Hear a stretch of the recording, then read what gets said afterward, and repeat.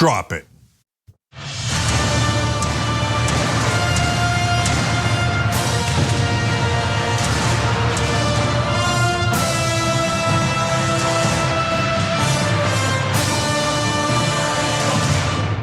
All right, welcome to the Young Turks. Jake Hughes, Dr. Rashad Ritchie. This panel is indisputable. Nice. And afterwards, the Republicans will be doing a damage report. Okay, keep going all day. All right, anyway. All day. All right, look, big show ahead for you guys. Republicans are nuts. You knew that, but we give you details today. Including polling of their unbelievable beliefs, let alone the unbelievable things Matt Gaetz and Marjorie Taylor Greene said that we'll get to later in the program. And then of course there's Democrats. So lots and lots of news to get to. So let's do it. John Iadarola, take it away. Okay, let's jump into it. Today, as they are in Washington, we're going to be talking about political violence, what happened on January 6th, and what the American people think about it, what they know about it, and some of the misconceptions that they continue to hold. And mainly, we have to talk about the results of this fascinating poll that was put out by Yahoo and YouGov, asking the American people and breaking them down into different groups about different facets of January 6th, some of the common misconceptions. So hold on to your butts. Things are about to get a little bit wild. Let's bring up one of the infographics and we'll see what we can learn from this. Now, I guess, sort of mile high view, the purple dot is the one that you're gonna want to focus on. That's all US adults. And then we can get down into the Democrats versus Republicans so that we can fundamentally lose any remaining faith we have in humanity. But overall, the American people believe, the majority, slightly more than 60%, that it was Trump supporters who gathered at the US Capitol because of course that's what they were. They had the flags, they went to the speech, they love the man, they did what he told them to do. All of their social media data backs it up. But then once you look at the Democrats and at the Republicans, very big divergence. Close to 90% of Democrats acknowledged that it was Trump supporters who were there. Just slightly more than 40% admit that at least some of them were Trump supporters. And you can see the same sort of gap when it comes to the election being stolen. Obviously, Republicans believe that it was stolen. Who sort of led to it, inspired it in some part. And the Republicans there don't want to acknowledge that. They don't want to talk about the fact that weeks worth of propaganda from right-wing media, Donald Trump, Rudy Giuliani, Jenna Ellis, all of those others might have inspired that. So they weren't involved. It wasn't that bad, but if it was bad, it was probably Antifa, as we'll get to. So anyway, look, later on the show, we're gonna get to the actual effort to set up a January 6th commission, but right off the bat, you can see that it seems like the American people are in need of some accurate information because they've come to some fairly insane conclusions. Yeah, this is not a thing that's a dispute. I mean, look, most of the things that Republicans believe are not in dispute, but this one is brazen because they were literally waving Trump flags as they were entering. And it's not like we all saw it. So sometimes they'll get completely different news on Fox News or Newsmax or OAN, and they're notorious liars, and they'll have conversations about whether Hugo Chavez, who died years ago, actually rigged the election and stuff. And they'll have, but you don't see Hugo Chavez, and a lot of them don't know that Hugo Chavez is dead and totally irrelevant to our elections. But we saw the flags. We know that Trump gave a speech. We know that was the day of the certification, and the Trump people were mad, and the left wing was not mad, and they were not there. Yet nothing matters, including what you could see with the naked eye. What you could, they're right there. And so, nonetheless, 3/4 of Republicans. I mean, look here, let's get specific about this, right? We have, in terms of, it's about 3/4. 3/4 of Republicans saying, I'm not full, 73% pin, quote, some or a great deal of responsibility on left-wing protesters trying to make Trump look bad. That's just nuts. That's just nuts. There is no other explanation, and there is no, oh, my opinion is this, and hey, we can agree to disagree. It feels like Ron Burgundy here. No, this is not an agree to disagree. This is you're freaking nuts, and it's not even disputable, if you will. Rashad, take it away. I think I figured it out, okay? So here's what's happening. If you will believe that Jesus is a white dude from Europe, contrary to historical evidence or anything else, you will probably believe anything. And I think they're taking advantage of these folks. But there was a time, man, we said things like, the truth needs no defense. That's a damn lie. We are obviously living in an era where the truth needs to be defended more than anything else because of what's happening in the tribalism of politics. You have clear and concise factual information. You have data, you have eyewitness testimony, and you have video. You get no more clear than that in this era. However, the vast majority of Republicans, and look at this disconnect, the vast majority of Republicans are still believing the lie that's contrary to the truth, the lie that was placed by a strategic narrative that said what is not, and what is not is. And because of that, what Republicans have figured out, and Trump figured this out a long time ago, he can literally say anything, and there's a section of the Republican Party that will believe him. Now remember, guys, this was at around 30 to 35%. Yeah. Now you have 60 to 80% of Republicans believing the lie when the truth is in front of them. Yeah, it's so frustrating. It's so frustrating. You laid out perfectly, but the Antifa thing is really amazing. They say it was all left. Like, think about all of what you have to believe for any of that to make sense. The different like twists and turns your brain has to make. So Donald Trump spent literally weeks going around the country telling people that the election had been stolen and that the 6th was gonna be a day when finally that theft could be avenged. And he told all of them, weeks and weeks. The Stop the Steal people told them weeks and weeks. Rudy Giuliani was going around, Linwood, all of them going around. Everybody go to DC, go to DC, go to DC. So they did all that. Nobody showed up, no Republicans, no Trump supporters. They just abandoned him, leaving room for all left-wingers to come in. And the left-wingers went to a Trump speech and they cheered at all the lines and he loved the reaction he was getting. Or in theory, some Republicans showed up, but then when Trump said, okay, now go to the Capitol, they all just again abandoned him and walked away to be replaced by left-wing protesters. And then the left-wing protesters who had bought the MAGA hats and the flags and all of that, who had spent months prepping for this, filling their social media feed with stuff about how much they love Trump and how Republicans are great and everything, then are so invested in this that they're willing to get arrested by the hundreds and are now paying the price and that is the cost they had to pay to make Trump pay.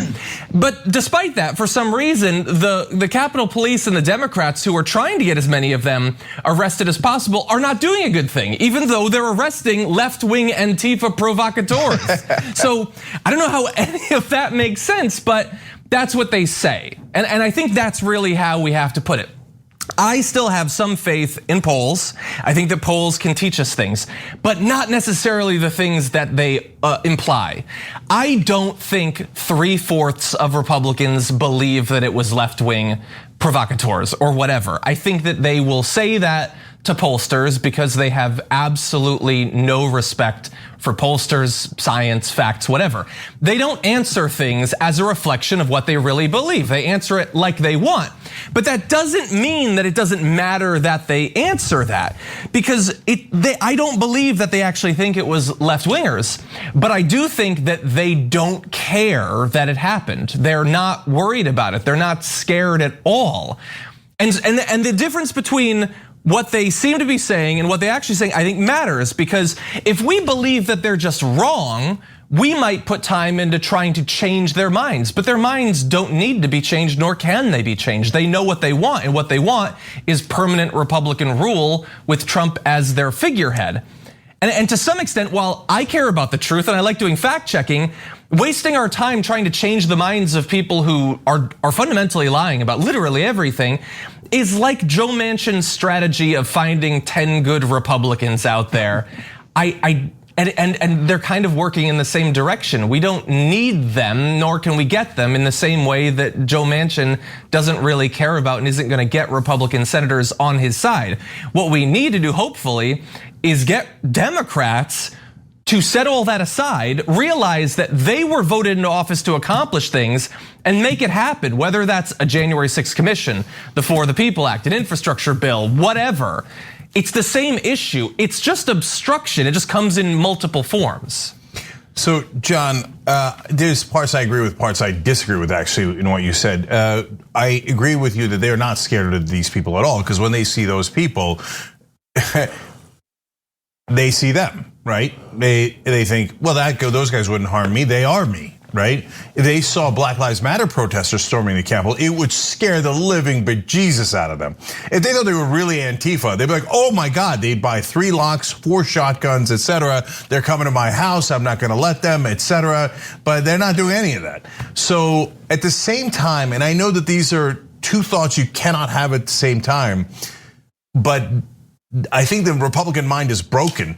And so I think it's possible to have 2 thoughts that are completely contradictory in their mind at the same time, which is, no, I'm not scared of these people. They look like me, they are me. They wouldn't hurt me at all. We would hurt people together, okay? But at the same time, I think they really believe, no, we are above fault. We are beyond reproach.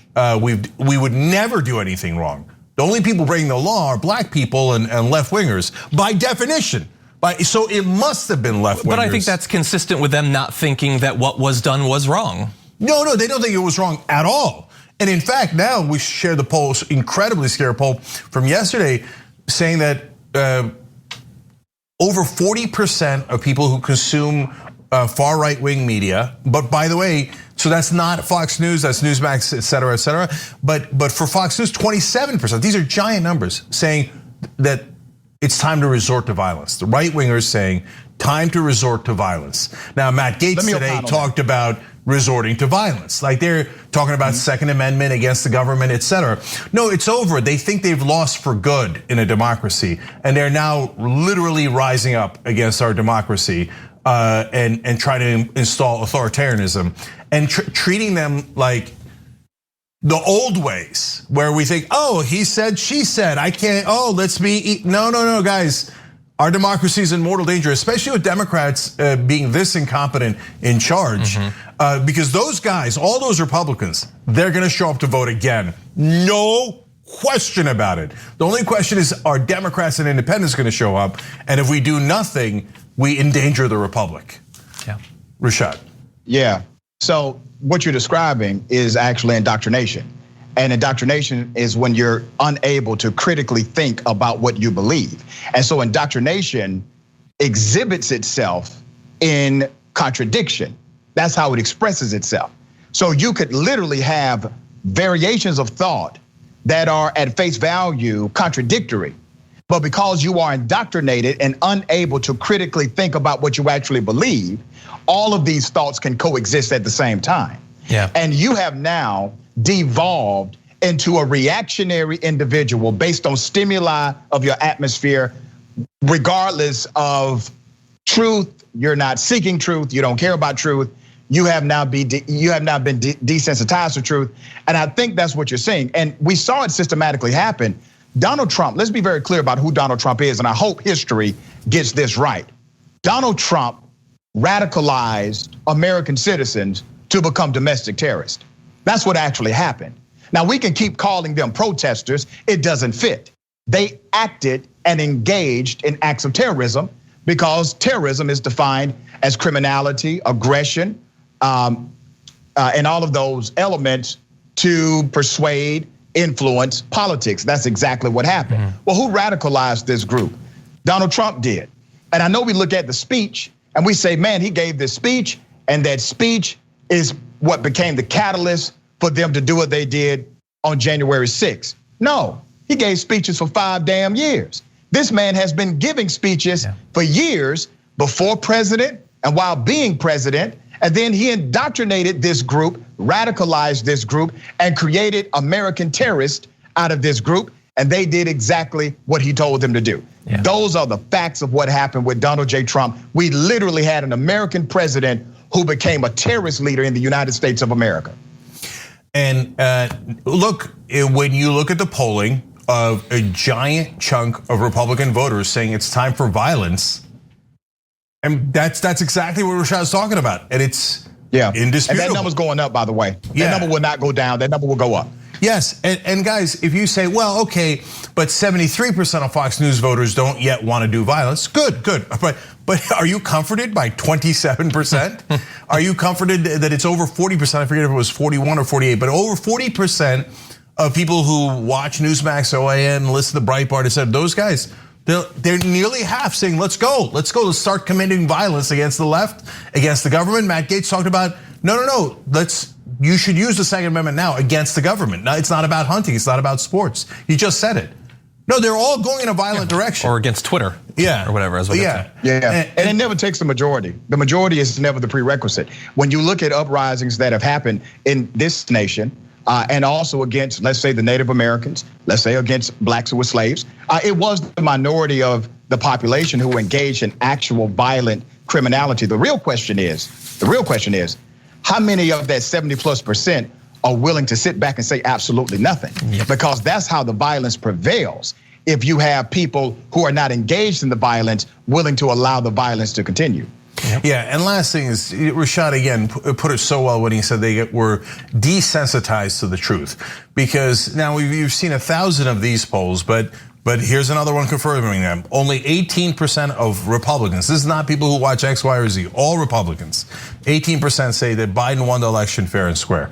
2/3, 64% believe the election was rigged and stolen from Trump. 64%.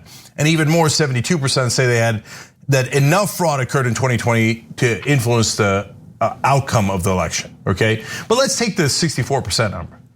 2/3 of Republicans say, no, it's literally stolen from Donald Trump is the actual president, and Joe Biden and God knows who else, Hugo Chavez, etc., rigged the machines, and he's not actually the president. That is super dangerous, because I know how livid I would be if I was positive that they had stolen the election. If Trump stole the election and became basically authoritarian and said, I don't care who, like on January 6th, let's say they took the Capitol, whatever, however they did it. If I thought it was stolen, well, then I would be beyond furious. And they got them to actually believe that the election wasn't real.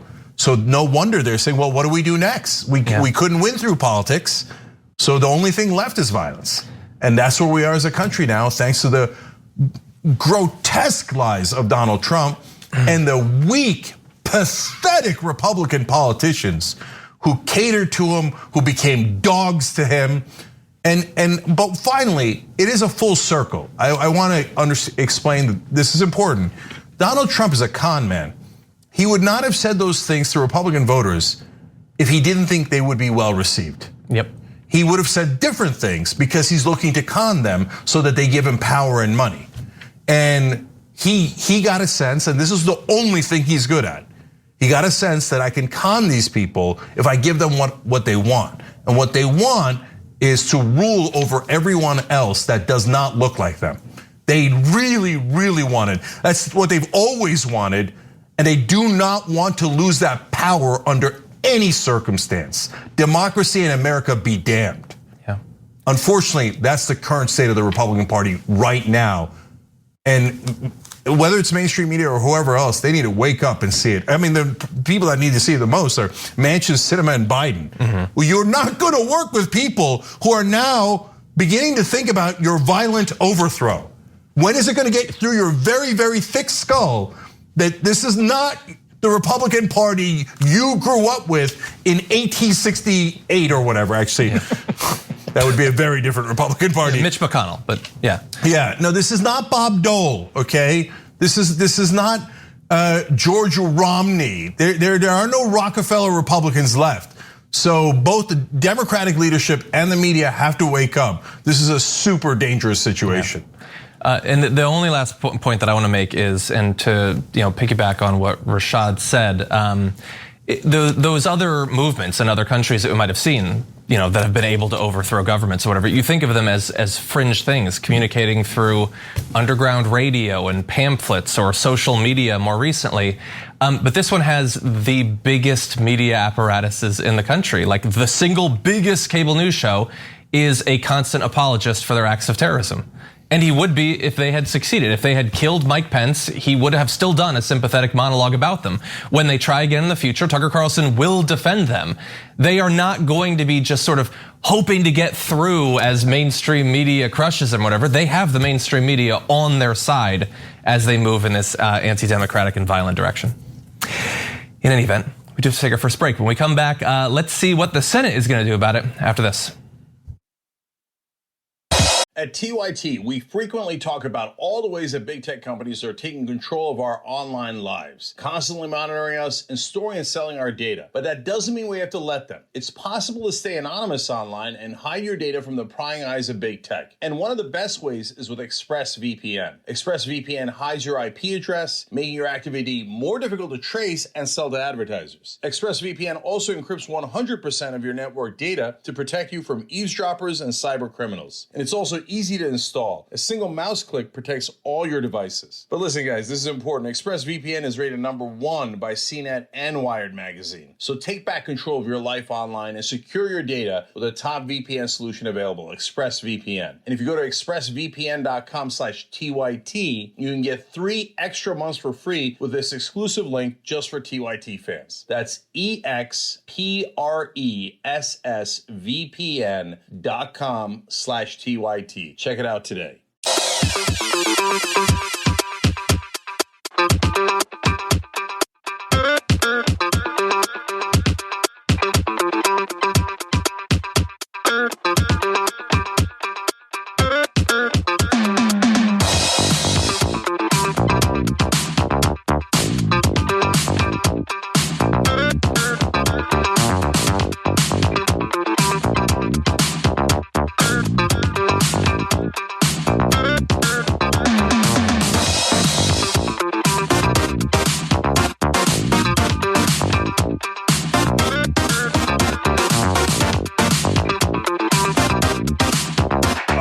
Back on TYT, I'm going to start with Twitch again today.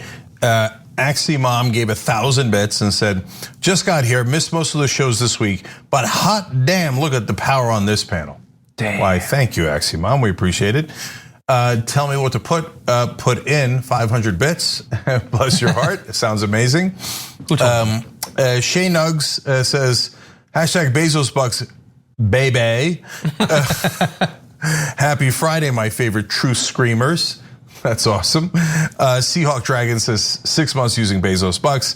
Sawya gifted 5 subs. So did Obi Mom. Dave Schmidt gifted a sub, and Melissa the Defender Dragon gifted 5 subs as well. You guys are all amazing. Peter Hamby on YouTube Super Chat says to Dr. Rashad, how common are indoctrination and cults related, and does spreading speed affect the impact of their cultures? So that's a complicated question. I don't know if you want to tackle it right now in the middle of the break. Yeah, but go. Yeah, absolutely. It is the same. So the indoctrination and occultic behavior is one and the same. In order to exist in an occultic environment, you must first accept indoctrination. That's the only way it can exist. What's the second part of that question, Jank? And does spreading speed affect the impact of their cultures? Does spreading speed, like the how fast it's going? Does it? I assume. Absolutely, absolutely, yeah. And remember, you had basically 5 years of the spread with Donald Trump, so that definitely had an impact. And the impact is based on repetition. And I know this because I studied it based on gang deprogramming. It's the same methodology for gang programming and gang deprogramming. It's indoctrination and occult-like behavior. That's amazing, actually. That's a really interesting analogy. Peter, great questions. But just to be clear, it's Dr. Rashad Ritchie. You said Dr. Rashad, but it's Dr. Ritchie. So it's okay, God bless, thank you for the question. And British 32 says, hi TYT, another great combo for show. Looks like bipartisanship is going like Biden Manchin wants it with this commission vote. By the way, can we turn John's nickname from Dragon Daddy to Double D, like people recommended on TDR? I got nothing to do with that. Okay. I have nothing to do with that. Actually. Yeah, I don't want any part of Double D or anything like that. That's up to you guys. You give him whatever nickname you want. I've already given him like 28 nicknames. I'm done with that. Yeah, I look back on those fondly now. Rose Jackson and Sanji Boy Dead just joined by hitting the join button below on YouTube. You guys are amazing. We have an excellent bonus episode for you guys soon. Kofefe 19 said in our member section, if Republicans actually believed it was Antifa behind the Capitol riots, they would Benghazi the hell out of it and ask for investigation after investigation. That's a great point, and a point we're about to make in the next story. So you're a little bit ahead of us. And Mr. Lumbergs asked us to not call the QAnon shaman a shaman anymore. He says we should refer to him with dances with Karens from here on out.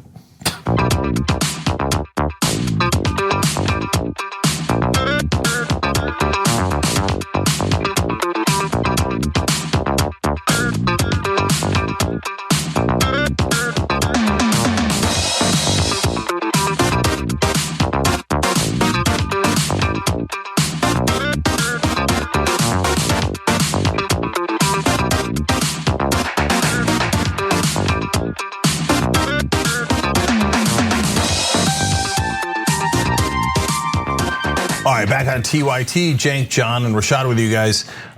So, a lot more news. John, let's do it. Let's do it, okay. So we've been on the edge of our seat waiting to find out, will enough Republicans cross over to help establish an investigation into what happened on January 6th? Well, the breaking news this morning was that there had been a procedural hiccup, and we would have to wait to find out. You know, it's complicated. Will they? No, they blocked it. They stopped it. It's, as of right now, not going forward with them Senate Republicans, and not just Republicans, honestly, helping to block the creation of that panel. The Senate vote was 54 to 35, 6 short of the 60 needed to take up the bill that had already been passed in the House that would have formed an evenly split 10-member commission.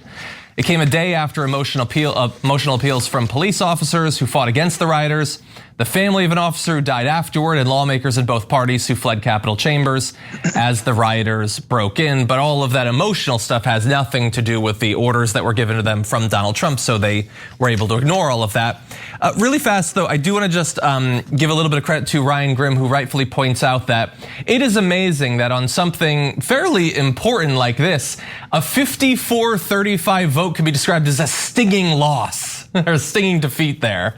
Because that's how America works. If you can hold on to about a third of the country, you can do whatever you want, you can stop whatever you don't want. But as I said, it was not just the lack of Republicans crossing over. In the end, a bunch of people didn't even show up to vote. 6 Republicans did vote with Republicans, 11 senators, including 9 Republicans and 2 Democrats, just missed the vote entirely.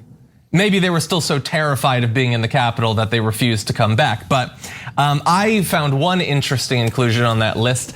And it was pointed out in a nice little back and forth by Jesse Rodriguez. It points out that before the vote, Senators Manchin and Sinema joined together to put out statements saying, we employ our Senate Republican colleagues to work with us to find a path forward on a commission to examine the offense of January 6th.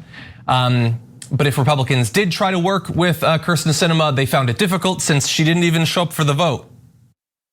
She didn't even take part in the end. No, there's a good chance she's going to become a Republican.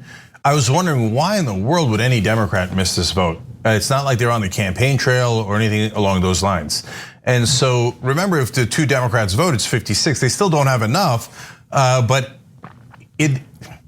Toomey was a 7th Republican who also didn't show up, but bothered to say, yes, I would have voted yes, right? So that would have been 57. So it wasn't like a foregone conclusion that Democrats were gonna lose. Sinema didn't show up anyway because she didn't want to be on the record. Those 9 other Republicans definitely didn't want to be on the record. They're like, look, if the coup goes the wrong way, we don't want to seem like we were part of the coup. But if it goes the right way, I want to say, oh yeah, of course, I voted against that January 6th commission, dear leader. And I'm totally in favor of your authoritarian rule. So those are the cowards in the Republican Party. But the most important part of this vote, guys, is that's it. Any talk of the Republicans working with Democrats on any agenda is gone. Anyone going forward that is talking about that is a 100% liar.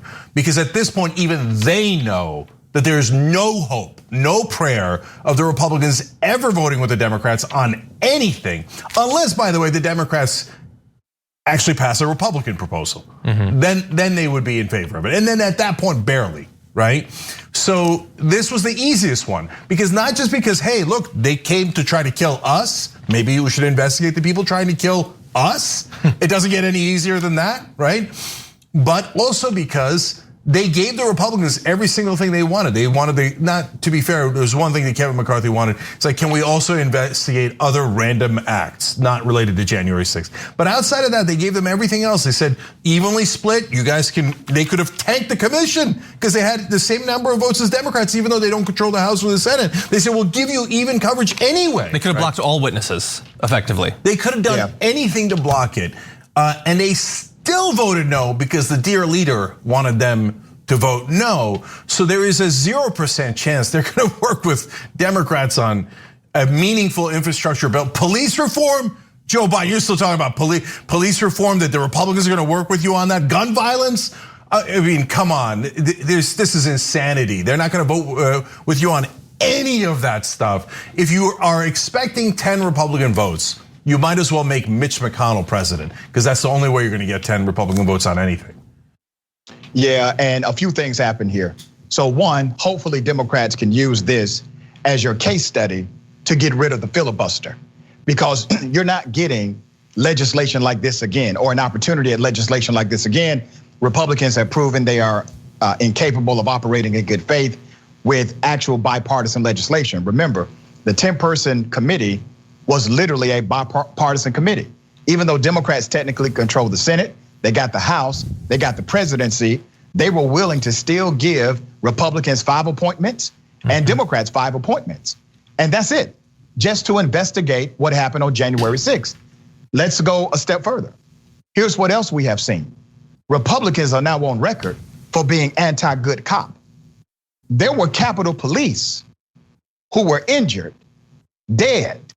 They're connected to families. How are you pro-police, but you're anti-good police or good policing at the Capitol?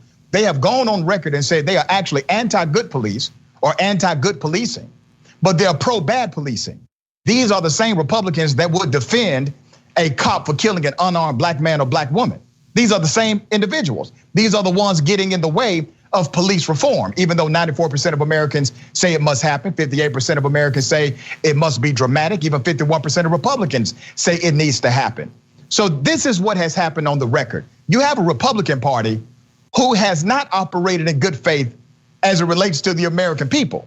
Now, are we going to be able to do something with it is the question. Can Democrats, Joe Biden, Vice President Kamala Harris, and others, can they create a messaging technique to let the world know these individuals are so unreasonable? It's time to get rid of the barrier.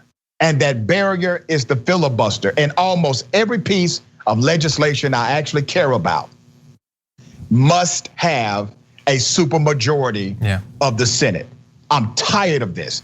These guys will not loose from Donald Trump. Trump is pulling the strings. He will continue to pull the strings, and he will pull the strings until our democracy is not even recognizable under Democratic leadership at that. Exactly.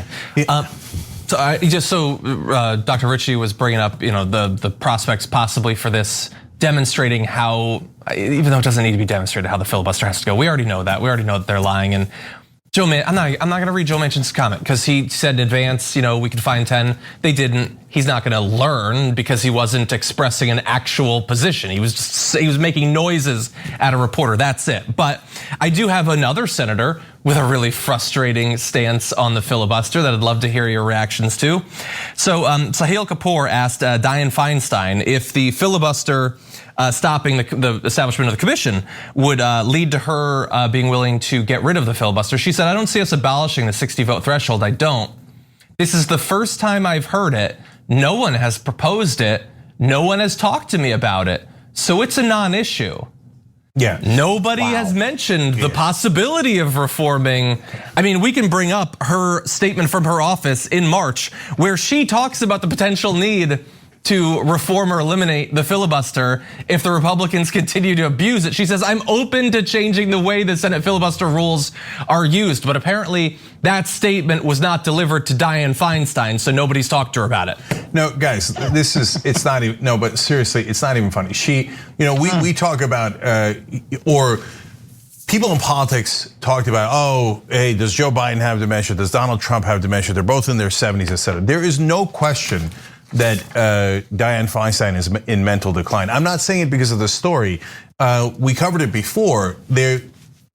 People in the Senate will go talk to her, and she will not remember what they said earlier in the day. She will not remember what they said the day before. She will say things and then not remember the thing that she said. No, it's over. I don't know what it is technically, dementia, Alzheimer's, whatever it is. This is not a political trick. This is not anything. She's a Democrat. She has mental health decline. There is absolutely no question about it. Gavin Newsom has already started talking about who to appoint in her place, even though she never said that she was going to step down. The Democratic Party is all 100% aware that Dianne Feinstein is not mentally healthy at this point. Okay, and it's super sad to say it, but the corruption in DC is so deep that you can never remove an incumbent. And so Dianne Feinstein was in bad shape when she was running for re-election in 2018. We said it, and by the way, it wasn't just Democrats. It was the media that yelled at us. And they said, no, she is in great shape. Oh my God, she's such a respected, wonderful progressive. What are you guys doing? No. It is abundantly clear to everyone. You must get her out of office. Democrats, have you no conscience?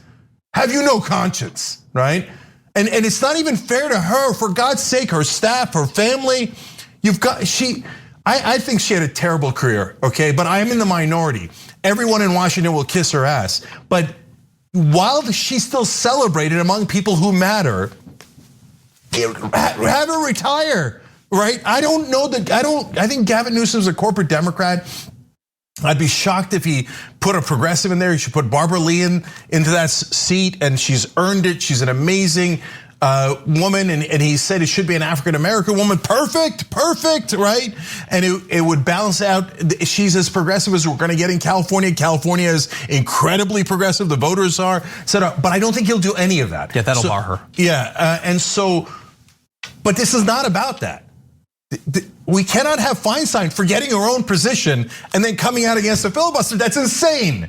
And you're right, John, about Manchin, and he calls this vote unconscionable. Unconscionable for what? What are you talking? You're unconscionable, right? But these guys, Manchin, Sinema, and now apparently Feinstein, they're going to destroy our government. They're not going to let the Democrats pass anything, and it is an absolute guarantee that the Republicans will run and say, "See, the Democrats didn't pass anything." That's exactly what they'll say. Yeah, and look at how, to Rashad's point about how much Trump is taking control of the Republican Party. McConnell said Trump should be investigated right after he voted to clear him on impeachment. He said, no, I'm asking for an investigation. He has now turned around. He actively lobbied against this vote and said, please do not investigate Donald Trump. That's because Mitch McConnell's a coward, has no leadership left, a total loser, and is now just another servant of Donald Trump, just like Ted Cruz, Lindsey Graham, and the others. But when Biden listens to Manchin, who listens to McConnell, then Biden is ceding his presidency to Donald Trump. What the hell did we all vote for? Yep. What the hell did we all vote for? Biden, I don't care about the people in DC. We're so polite. Oh my God, hey, be careful what you say about the powerful. Oh, no, I don't care. Do something now, otherwise you're incredibly weak. And you're gonna let them destroy every part of your agenda if, in fact, it's your actual agenda. What I'm worried about is you ain't weak. It isn't your agenda. You want to actually deliver for the people you said you'd deliver for, your donors, when you told them nothing would fundamentally change. I read that he was FDR 2.0 and in fact might be doing too much, too fast actually. Pump the brakes a bit, buddy. Anyway. Okay, let's move on to, we have to break? We're good? Okay. Just do one more story. Let's do this, okay.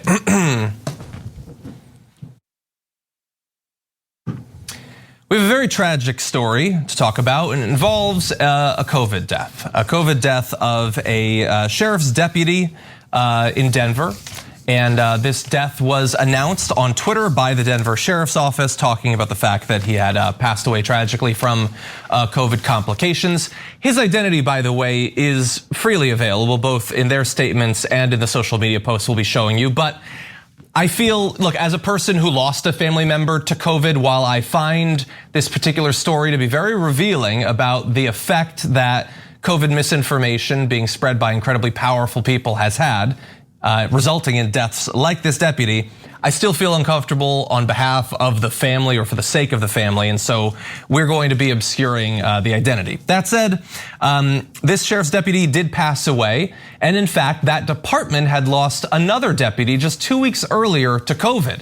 Now I know maybe you're vaccinated, maybe you live in a part of the country where it kind of feels like the pandemic has passed, that 33-year-olds shouldn't be dying of COVID, but they are still dying of COVID. Many people are still dying of COVID, and many of them are dying needlessly.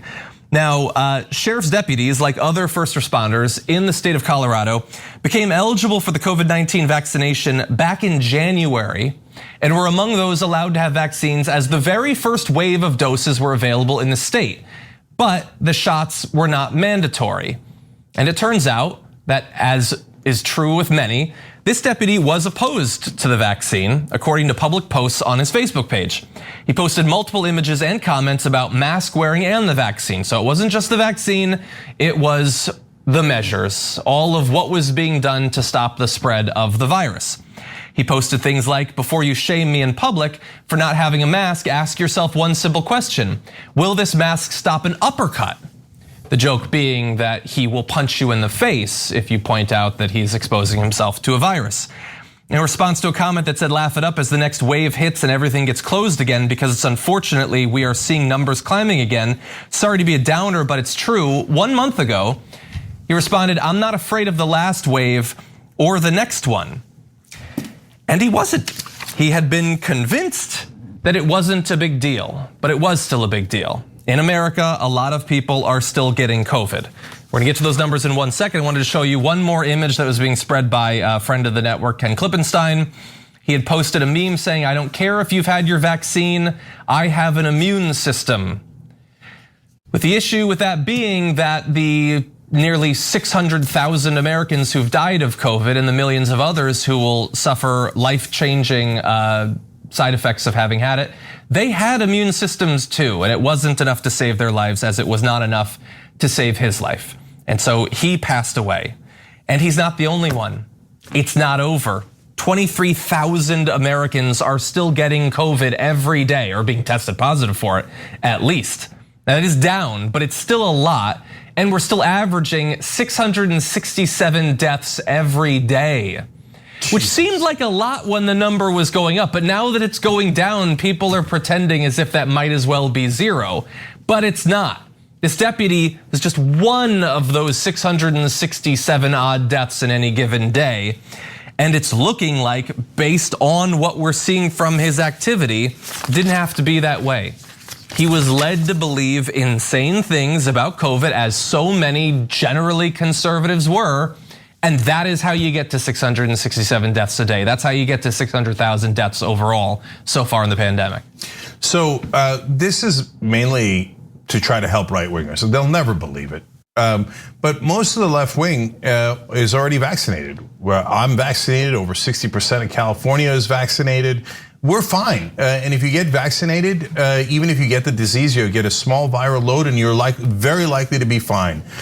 So we're actually trying to help the people who are not vaccinated, like this officer, but they just don't want it. They don't want our help. They would rather have lies that endanger their lives than to believe the truth. So we're protecting his name, etc., because it's. You feel bad for the family, of course, and I feel bad for him. I feel bad for him that he joined a cult psychologically, and that cult convinced them that to almost literally drink the Kool-Aid. And it did something more. Yeah. It also convinced them to tell other people that they are somehow dumb or silly or wrong. if they take care of themselves. And I want us to see how ironic it is that no one talks about not getting a cancer screening the same way. Nobody talks about not going to get a checkup the same way. Like, these are medical things. These are health-centric elements that all of us engage in on some level. But this one thing is so important to some people that they must share their healthcare advice or their indoctrination to the rest of the world and tell people, this is the equivalent of telling people, oh, don't get that prostate exam. Don't do that, right? Or don't get your annual checkup. Don't do that. You don't need to do that. But they're saying, don't wear a mask, don't get the vaccine, and they become part of the ecosystem that creates death. And yes, it's tragic, it is sad, but it needs to be revealed because opportunities like this teach lessons. Yeah. And there are people that were around him that believed him. They don't believe him anymore. That's why this story needs to be told. Yeah. Another brilliant point. I had not thought about it that way. I mean, who would go around going, don't get cancer screenings? You don't want to find out if you have cancer. I mean, that would be the craziest thing you ever heard. And here they are doing the craziest thing you ever heard. And exactly. Yeah, I just reminded of John Kerry's line, not when he was senator, but when he came back from Vietnam and it was arguing to end a war. And he said, how do you ask a man to be the last man to die for a mistake? And right now, the right wing, probably the most predominant person in that culture is at this point Tucker Carlson. Even Donald Trump has said take the vaccine, but multiple times. Yeah, but Tucker Carlson is spreading anti-vaccine propaganda nightly on his program, and he's basically asking you to be the last man to die for a mistake. And unfortunately, this officer was one of those men, but he isn't the last man. Yeah. There's going to be 667 tomorrow, and the day after, and the day after. That is imagine if you had 667 people die in a mass shooting in one event. It would be the largest news story for now, I hope. Right, soon that'll become commonplace. But when it happens for COVID, there's a third of the country saying, no big deal, don't believe your lying eyes. And it's okay if our family members die. It's amazing. I've never seen anything like it. It's Jonestown on a mass scale. Yeah. Okay, we gotta take a break. So when we come back, more shocking news, unfortunately. We'll be back.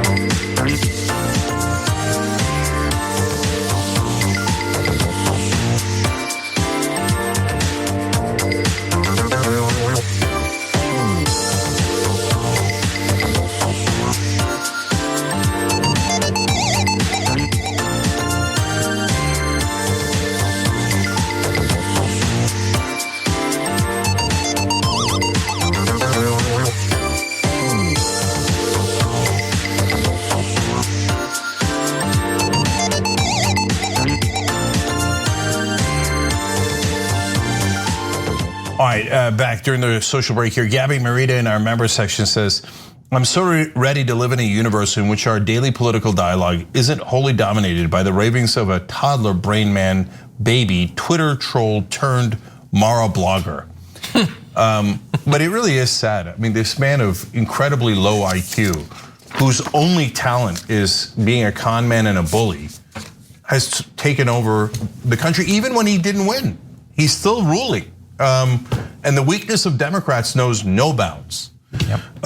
Crunchberry Dragon says right-wing owned media radicalized the Republican voting base before Trump. He just ramped it up. Rush Limbaugh was beginning the radicalization process of his listeners at least 30 years ago. Yeah, that's exactly right. Good point. That's true. And Snowdrop says, how do we fight Fox News? On top of the Dems like Sinema and Manchin, mainstream left media does a terrible job at calling out the right.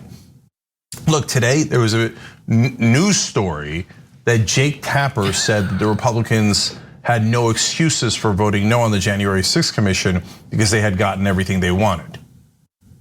That's a news story when one of the most prominent news anchors on one of the most prominent media stations in the world, but it's particularly in America, actually says the truth. That's breaking news. Like, it's the most obvious thing in the world. Of course, the Republicans got everything they wanted and voted no anyway. Pointing that out shouldn't be an exception that's noteworthy. Every person in media should have pointed that out. But that's a breaking news. Hey, somebody in media said something that's true about Republicans. Whoa, they're getting really brave. By the time the revolution's over, they might be super brave in their cells. Anyway, Meg says they've got a point. If the left didn't exist, then Trump would have won again and his fans wouldn't have had to do an insurrection. It's the good old abusive, why did you make me hit you? And yeah, a lot of them think that way. You know, if the Democrats had just given the election to Donald Trump like we asked them to, or if Mike Pence had just said, it's not a ceremonial rule anymore. There are no laws in America and there's no constitution. And he ripped up the Constitution on live television and said Donald Trump is now king. Well, then we wouldn't have had to hit you, right? And yes, they believe in saying things like this. I'm gonna be out of time here. Guys, don't forget, we're gonna kick off Pride Month with an annual LGBTQ Pride special that we've got. That's gonna be on June 1st at 8 p.m. Eastern. And it's just a great show, and John's on it as well. We'll be back.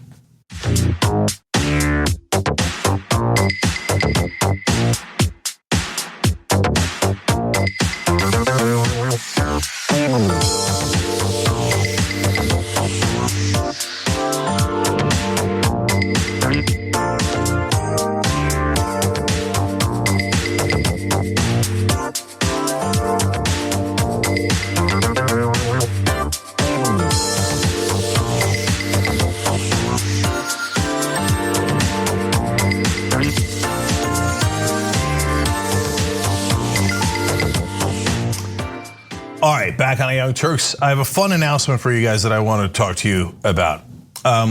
So coming up on June 7th, we're gonna have a new show premiere. It's with, Dr. Rashad Ritchie, he's right here. We just took him off as we were saying that. Indisputable with Dr. Rashad Ritchie. It's an 8-week summer series, and it's going to be on YouTube and our platforms. Overall, it's weekdays every day at 2:30 p.m. Eastern. So make sure that you're subscribing to youtube.com/indisputable_TYT. By the way, in the first week, he's gonna have Killer Mike and Senator John Ossoff on. Damn. He has a much more low wattage guest than the first show on June 7th. I'm gonna come in and be with him on the first episode. But Rashad, it's just so great to have you in the network. Man, let me say this, Cenk. I have been a fan of yours for years. So I feel like I have arrived, brother. And I'm thankful for the opportunity. It is humbling.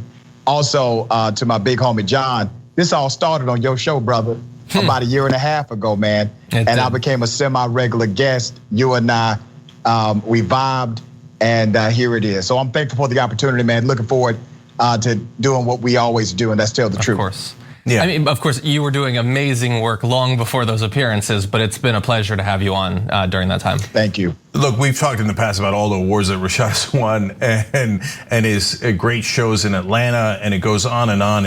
But look, he is so strong. That's what I love about both him and his show, and it's called Indisputable. I mean, how can I not love that? Right, it's a great name, and I got to give all of the credit, man, to the team. Like, the team came up with some great ideas, and we vetted those names. And TYT has the absolute best production staff in America, on the planet, because everyone leads not only with their talent but also with their heart. And so it's an amazing atmosphere. All right, so everybody, you got to check it out. 2:30 p.m. Eastern, starts on June 7th. Make sure you subscribe now. And by the way, Rashad also battles conservatives. You're gonna love that. You wanna talk about Indisputable. Those are great, great moments, so don't miss a minute of it. Okay. All right, John, news. Okay, I am fascinated to see what you're gonna have to say about this. Boy. This is like tailor-made for you.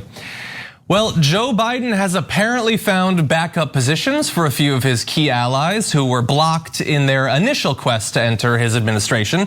That would be Neera Tanden and a little guy named Rahm Emanuel. So let's start with Neera Tanden. So her nomination to lead the Office of Management and Budget was derailed by bipartisan opposition in the Senate. She'll be becoming a senior advisor to President Joe Biden, two White House officials told NBC News last week. So initially wanted to run the Office of Management and Budget. What will she be doing now? Well, she'll be responsible for preparing for different contingencies. This is like a sentence designed to make you fall asleep and not follow what it's saying. Responsible for preparing for different contingencies that could result from the Supreme Court's consideration of Republican lawsuits seeking to strike down the Affordable Care Act. She's also going to launch a review of the United States Digital Service, which the White House says has a crucial mission of making government accessible to the American people online. So I'm sure there's some overlap between how that job will function and how running the OMB would. I guess management skills will come in handy, but it is fascinating that, man, once you want to get into the government, it's just whatever, you know? I want to be president, I'll take transportation, whatever, same thing. It's so weird how that works. But anyway, you probably, of course, remember she got into trouble during her hearings because of some of her social media posts with Republicans suddenly pretending that people being mean online is a really bad thing and they would never stand for that. That's not actually why she was blocked, but what do you think about her new position as a senior aide to Joe Biden? These are her roles right now, but that could morph into virtually anything. So I have mixed feelings about all of this. So number one, in the old days, Neera Tanden and the likes of Rahm Emanuel would have run any Democratic administration that came in, especially one as historically conservative as Joe Biden. And so now Rahm Emanuel is probably going to get ambassador to Japan, and so that's a thing that makes is a consolation prize. And so he'll get to call himself ambassador for the rest of his life, and he'll feel good about that. And most of these guys in politics only care about ego, right? So that'll fulfill his ego a little bit, but it is irrelevant in terms of policy. So good, Rahm Emanuel is not in charge, right? So now Neera Tanden, then another, would call them moderate, but I would call them economically right-wing Democrats, got blocked by the Senate. Now, this is where it gets complicated. I disagreed with the Senate blocking all of the picks because they were all very safe, very moderate. Neera Tanden's more moderate and more corporate than almost any of them, and they said she was too extreme, right? Yep. And so no, that's absurd to think that she was too extreme for Republicans. And I didn't want the Republicans too profane. Oh, come on, with Donald Trump as president. Come on, right? So I didn't want to set the precedent that the Republicans get to pick Biden's cabinet. So I thought they should have fought more for her, but not based on her or her ideology, but on principle that the Republicans should not set the cabinet. But once they lost that fight and Biden withdrew her, then I got no interest in Neera Tanden. I don't want Neera Tanden to be a senior advisor to Joe Biden. She'll probably be his most conservative advisor. And in terms of what's more powerful, OMB director is very powerful because it controls the budget. But remember, it doesn't really control the budget. It controls the first draft. Mm-hmm. That's still a lot of power, right? The first draft is very, very powerful. But at the end of the day, they're going to make joint decisions. Senior advisor means you're in the room. Yeah. And they found an excuse to put her in the room, if we're being honest about it, right? And we are, the rest of the media won't.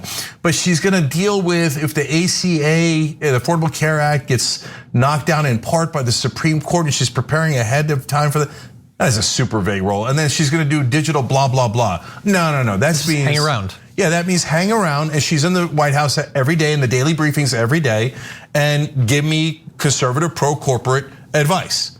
No, that gives her more power, not less power. And so I do not like this development at all. I don't think Neera Tanden should have gotten that job, but it's not up to me. The chief of staff, Ron Klain, is old friends with her. They worked together before, and they were going to get her in by hook or by crook. So this means, unfortunately, Rahm Emanuel getting sidelined was good news. I was hoping that she would get a minor role and it would be generally good news. Progressives are rising a little bit and the conservative Democrats are falling a little bit. But given that she's gonna be in the Oval Office every day, no, it is not good news. They are not falling. conservative Democrats still very relevant in Joe Biden's circle.